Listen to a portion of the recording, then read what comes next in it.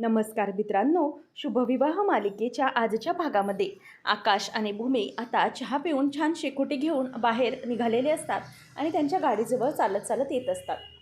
त्याच वेळेला आता भूमी म्हणते की आकाश, माझी ना आणखी तशी एक इच्छा होती. तेव्हा मग आता आकाश म्हणतो की काय, कोणती इच्छा? हुकूम करा राणी सरकार, तुमची इच्छा पूर्ण करण्यासाठीच तर माझा हा जन्म झालेला आहे, असा आकाश हा भूमीला प्रेमाने बोलून दाखवतो. भूमी म्हणते की आकाश, मग एक छानसं गाणं गा ना.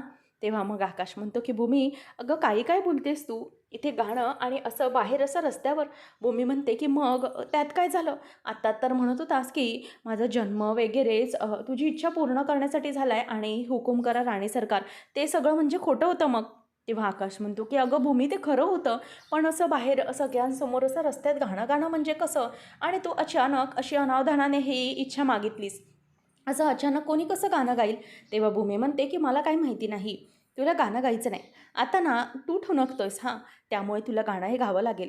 बघ ना किती छान वाटतंय, असं मोकळा छान माहोल आहे. इतका छान माहोल हा कधी गाणं गाण्यासाठी असू शकेल का? आणि बघ छान मस्त असं निरभ्र आकाश आहे वरती, किती छान वाटतंय. त्यात आपण असे छान दोघंजणही जोडीने लाँग ड्राईव्हला आलेलो आहे, वॉक करतोय. तर मग त्याच्यापेक्षा छान असा माहोल आपल्याला सापडेल का गाणं ऐकण्यासाठी? त्यामुळे प्लीज तू गाणं गा, असं आता भूमी ही आकाशला सांगत असते आणि म्हणते की गाणं प्लीज माझ्यासाठी गाणं गा ना, असं ती त्याला आता रिक्वेस्ट करत असते. आकाश म्हणतो की भूमी, हे सगळं खरं आहे, परंतु हे असं गाणं गाणं मला कसं जमेल राणी? अगं तू काही काय बोलतेस हे, असं रस्त्यात म्हणजे कोणी ऐकलं तर ते असं कसं, असं तो बोलू लागतो. त्यावेळेला मग भूमी म्हणते की जाऊ दे, आता ना मी तुझ्याकडे काही हट्टच करणार नाही, उगीचच मला बोलून दाखवू नकोस, तू ठुणकायला लागलास, आता मी ठुणकणार आहे, असं म्हणून आता भूमी तिकडून रागाने निघूनच चाललेली असते. तेवढ्यातच आकाश हा मागून गाणं बोलायला सुरुवात करतो.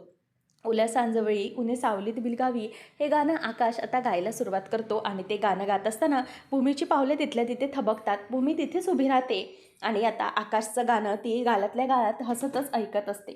नंतर मग आता आकाश हा भूमीजवळ येऊन उभा राहतो आणि तिच्या बाजूला येऊन आता तो गाणं बोलत असतो आणि ते गाणं ऐकत असताना इथे आता भूमीला खूपच आनंद झालेला असतो आणि भूमी ही आकाशचं गाणं अगदी छानपणे एन्जॉय करत असते आणि आकाश जे काही गाणं बोलतोय ते ती छान फील करत असते.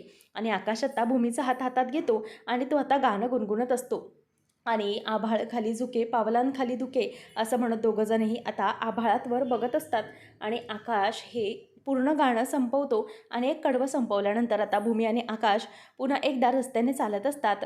भूमी आता आकाशचा हात धरते आणि त्याच्या खांद्यावर सुखावतच चालत चालत दोघेजणही छान गाणं एन्जॉय करत असतात. तर इथे दुसरीकडे जे वस्तीतले लोक असतात ते रागिणीच्या मागे लागलेले असतात. रागिणीच्या तोंडाला अगदी सिमेंट लागलेलं असतं आणि ते सिमेंट लागलेलं असताना ते सगळेजण तिच्या मागे लागलेले असतात. ए बाई थांब, तुला आता आम्ही सोडणार नाही, हिला आता चांगलाच इंगा दाखवूया वस्तीवाल्यांचा, असं म्हणून सगळे माणसंही तिच्या मागे मागे धावत असतात. रागिणी पण जीव मुठीत घेऊन धावत असते. समोर तिला आकाशभूमी दिसतात. रागिणी तिथेच थांबते आणि म्हणते की आकाश, आकाश प्लीज मला वाचव, हे लोक मला मारतील, हे लोक मला मारायसाठी आलेले आहेत, प्लीज आकाश मला वाचव, असं म्हणून आता रागिनी त्याच्यासमोर हात जोडते आणि तिची ती अवस्था बघून आकाश हा बघतच राहिलेला असतो. आणि सगळे आता चाळकरी हे तिच्यापर्यंत येऊन पोचलेले असतात आणि त्यानंतर रागिनी ही हात जोडत असते की आकाश प्लीज वाचव. आणि त्याच वेळेला आता इथे ती आकाशच्या मागे जाऊन लपते आणि चाळकरी तिच्यापर्यंत पोचतात आणि म्हणतात की बाजूला वा, या बाईला ना चांगलीच तिची लायकी दाखवून द्यायची आहे, हिला काय वाटतं की ही वस्तीतल्या लोकांसोबत कशीही वागेल आणि आम्ही हे सगळं सहन करू नाही, आम्ही हे सगळं अजिबात सहन करणार नाही. तेव्हा मग रागिनी म्हणते की अहो काय करताय तुम्ही, यांना मारताय, अहो निदान यांच्या वयाचा तरी मान ठेवा तुम्ही, किती आहेत मोठ्या त्या सगळ्यांपेक्षा, आणि तुम्ही एका बाईबरोबर असं कसं वागू शकता? तेव्हा मग साळकरी म्हणतात की पण तिने आमच्याशी बरोबर वागली नाही आहे, आम्हाला धमकवलं आहे तिने, शिवाय आमच्या मुलावर हात उचलला आहे तिने, आम्ही तिला सोडणार नाही, मारलं आहे तिने. तेव्हा मग आता भूमी म्हणते की ठीक आहे, मग मग तुम्ही काय त्यांच्यासारखेच वागणार आहात का? तुम्ही पण त्यांच्यासारख्याच पातळीवर येऊन वागणार आहात का? मग तुमच्यात आणि त्यांच्यामध्ये काय फरक राहिला सांगा मला, असं भूमी त्यांना बोलत असते. आणि इथे रागिनी खूपच घाबरलेली असते. आणि नंतर आकाश म्हणतो की माणसाने चुकी केली तर त्याला माफी नसतेच, परंतु काही गोष्टी ह्या सोडून द्यायच्या असतात आणि त्या व्यक्तीला माफही करायचं नसतं. त्याच वेळेला मग आता इथे त्या बायका या भूमीला म्हणतात की आमच्या वस्तीत राहायला आल्यापासून यांनी नुसता द्वेष लावलाय.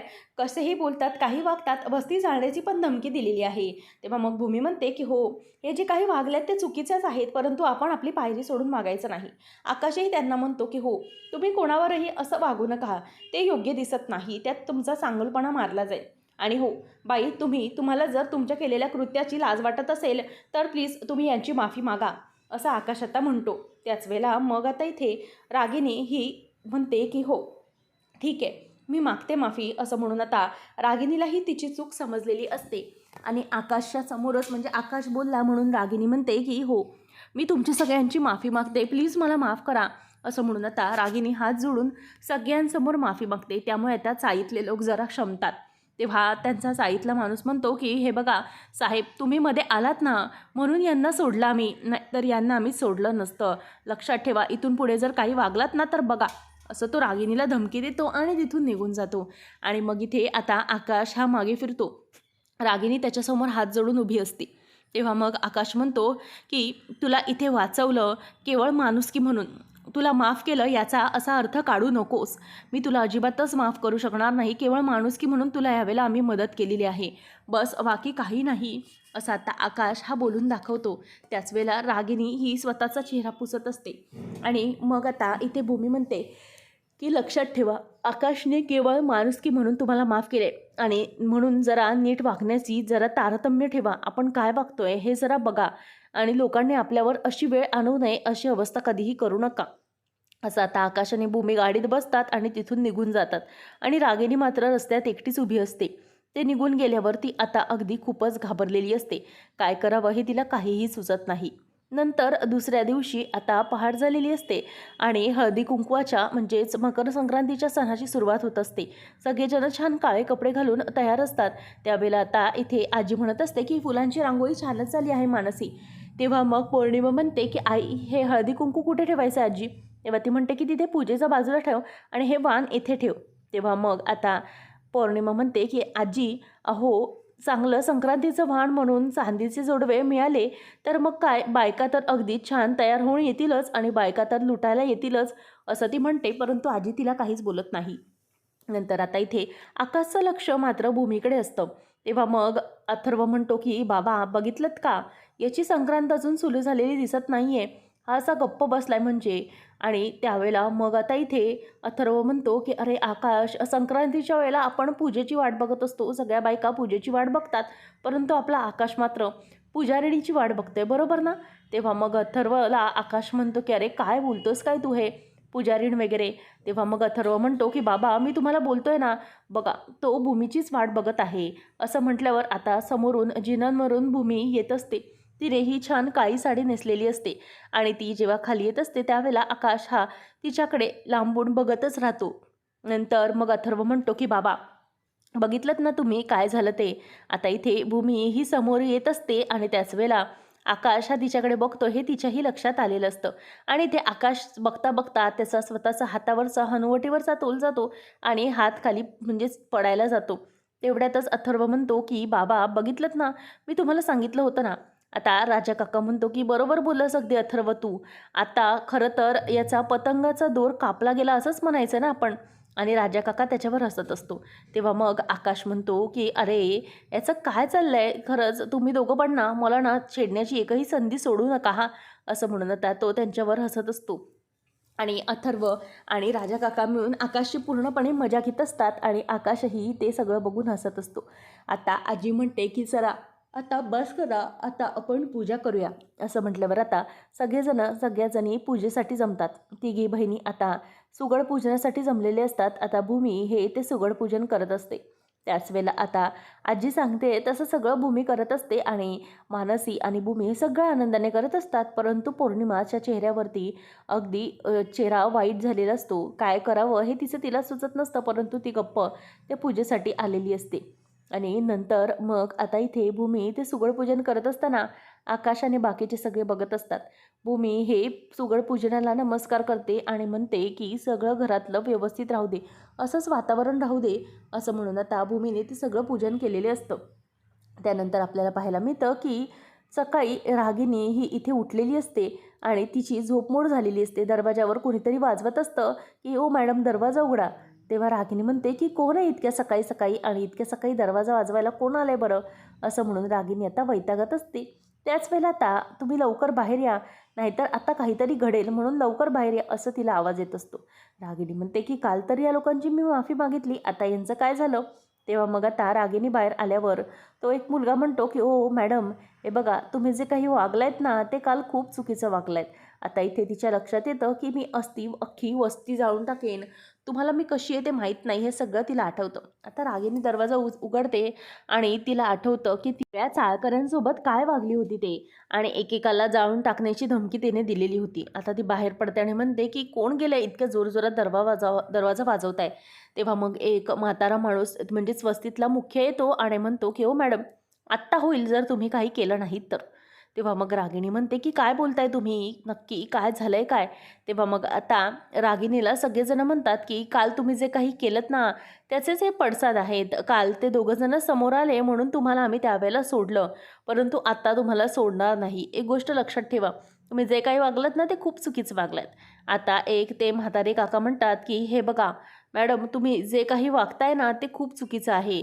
तुम्ही काल काय केलं तर सगळ्या वस्तीवाल्यांना तुम्ही धमकी दिली की तुम्ही ही चाळ जाळून टाकू, अख्खी वस्ती जाळणार, त्याशिवाय तुम्ही इथल्या एका मुलावर हात देखील उचललात, बरोबर ना.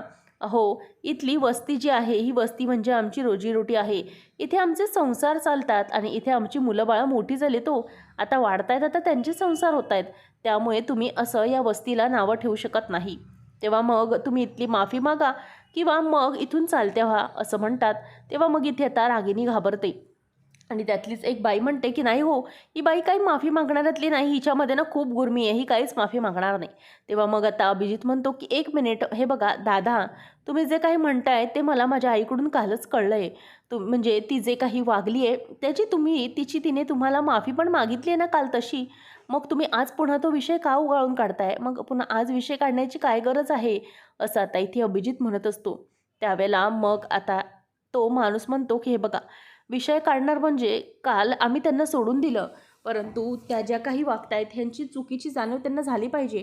आणि दुसरी महत्त्वाची गोष्ट म्हणजे की काल आमची माफी मागितली, परंतु आमची इथे मुलं आहेत आणि मुलावर हात उचलला, त्याची माफी कुठे मागितली, म्हणून आता सगळ्या चाळकऱ्यांची माफी मागितली पाहिजे.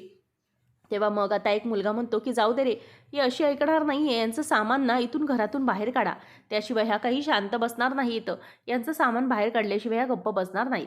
तेव्हा मग आता अभिजित चवताळून उठतो आणि म्हणतो की काय चाललंय काय तुमचं, माझ्या आईचं सामान आणि सगळ्या बॅग वगैरे ते लोक बाहेर काढून फेकतात. मग आता इथे रागिनी म्हणते की प्लीज प्लीज सगळ्यांनी थांबा, असं म्हणून ती सगळ्यांना थांबायला सांगते आणि तिच्या डोळ्यात अगदी पाणी आलेलं असतं. आणि रागिनी सगळ्यांसमोर हात जोडते आणि म्हणते की मला माफ करा, मी खूप मोठी चूक केली, आता इथून पुढे मी असं तुमच्या सगळ्यांसोबत कधीही वागणार नाही, प्लीज मला माफ करा, असं आता इथे रागिनी ही डोळ्यात पाणी आणून सगळ्यांची माफी मागते. त्यावेळेला आता सगळेजण शांत होतात आणि जे काका असतात ते म्हणतात की चला आता बस झालं, तिने माफी मागितली ना सगळ्यांची, आता कोणाशीही कोणी काही वैर ठेवायचं नाही, चला आता, असं म्हणून आता ते काका घेऊन जात असतात. आणि इथे रागिनीची अवस्था अगदी दयनीय झालेली असते, ती तिथल्या तिथे रडत उभी असते. इथे अभिजित तिला सावरत असतो आणि म्हणतो की आई प्लीज शांत हो. तेव्हा मग ती म्हणते की कशी शांत होऊ, काय वेळ आली आहे माझ्यावर, मी रागिनी पटवर्धन, अरे नागिनी पटवर्धन वर ही काय वेळ आली, अरे खरंच हे मी अशी काय जगण्यात रुबाब होता माझा, आणि आज आज माझी ही अशी काय अवस्था आहे, असं म्हणून आता ती रडत असते. त्यावेळेला अभिजित म्हणतो की आई प्लीज शांत हो तू. तेव्हा रागिणी म्हणते की नाही अभिजित, मला हे सगळं सहन होत नाही आहे, काही झालं तरीही माझी ही अवस्था नसायला हवी. रागिणी अशी नव्हती कधी आणि ती पुन्हाही कधी अशी नसणार आहे, असं म्हणून आता ती स्वतःचे डोळे पुसते आणि म्हणते की बस बस झालं, आता आता मी शांत बसणार नाही, आता मला काहीतरी केलंच पाहिजे. आता इथे अभिजित म्हणतो की आई काय झालं. तेव्हा ती म्हणते की चल माझ्यासोबत. आता ते दोघंजणही निघतात. त्यानंतर आपल्याला पाहायला मिळतं की इकडे सगळेजण जमलेले असतात, हळदी कुंकवासाठी बायका देखील येणारच असतात.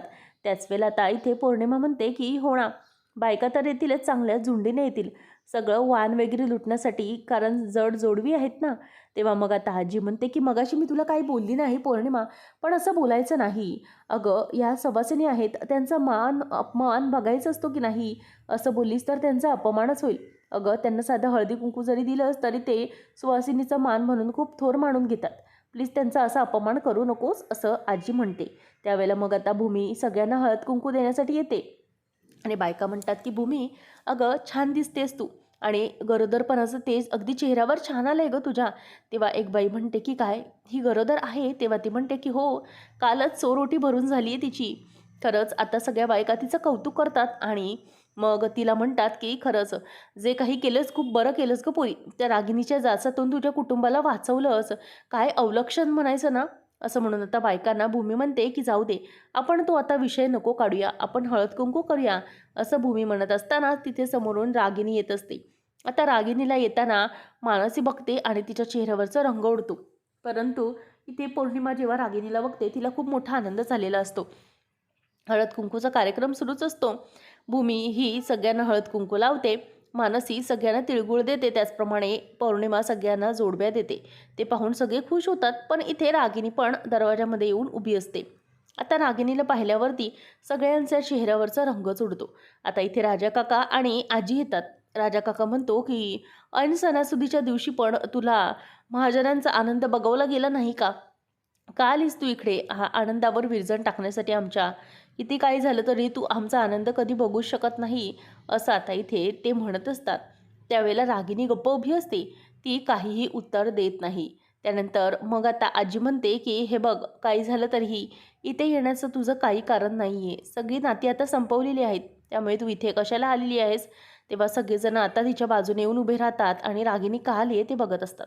आता आजी वैतागते आणि म्हणते की तुला ऐकायला येत नाही का काय बोलते ते? चल निघ इथून. इथे अजिबात थांबायचं नाही. आमच्या घरामध्ये आमच्या सणाला गालबोट लावण्यासाठी. असं म्हणून आता आजी तिला घराच्या बाहेर हकलत असते. आणि हे सगळं पाहून इथे पौर्णिमाला पण खूप धक्का बसलेला असतो. त्याच वेळेला आता इथे भूमी देखील तिच्याकडे रागाने बघत असते आणि मनू देखील. कोणालाही ती अजिबातच खपत नसते. नंतर मग आता इथे रागिनी ही तिथल्या तिथेच उभी असते आणि म्हणते की मला पण काही हौस नाही आहे इथे अपमान वगैरे करून घेण्याची. मला ही काही मोठी मजा नाही वाटत आहे. परंतु एक गोष्ट लक्षात ठेवा की इथे मी एका कारणासाठी आलेली आहे. ते कारण जोवर होत नाही तोपर्यंत मी इथून हलणार नाही.